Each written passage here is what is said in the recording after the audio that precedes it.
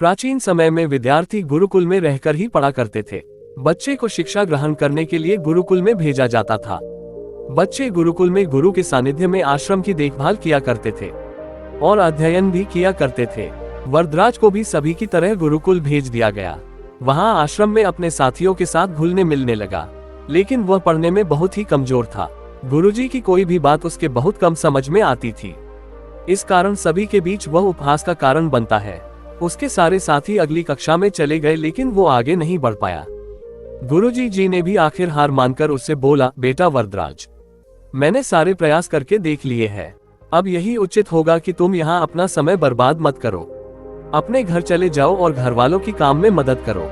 वरदराज ने भी सोचा कि शायद विद्या मेरी किस्मत में नहीं है, और भारी मन से गुरुकुल से घर के लिए निकल गया। दोपहर का समय था। रास्ते में उसे प्यास लगने लगी। इधर उधर देखने पर उसने पाया कि थोड़ी दूर पर ही कुछ महिलाएं कुएं से पानी भर रही थी।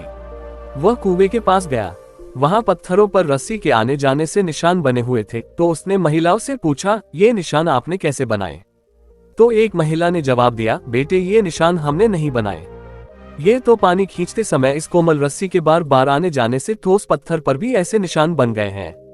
वरदराज सोच में पड़ गया। उसने विचार किया कि जब एक कोमल से रस्सी के बार बार आने जाने से एक ठोस पत्थर पर गहरे निशान बन सकते हैं, तो निरंतर अभ्यास से मैं विद्या ग्रहण क्यों नहीं कर सकता। वरदराज ढेर सारे उत्साह के साथ वापस गुरुकुल आया और अथक कड़ी मेहनत की। गुरुजी ने भी खुश होकर भरपूर सहयोग किया। कुछ ही सालों बाद यही मंदबुद्धि बालक वरदराज आगे चलकर संस्कृत व्याकरण का महान विद्वान बना, जिसने लघु सिद्धांत कौमुदी, मध्य सिद्धांत कौमुदी, सार सिद्धांत कौमुदी, कीर्वाण पद्मंजरी की रचना की।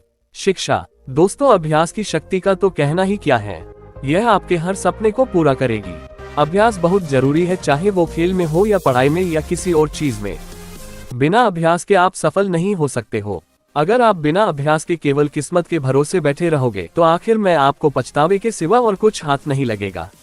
इसलिए अभ्यास के साथ धैर्य, परिश्रम और लगन रखकर आप अपनी मंजिल को पाने के लिए जुट जाए।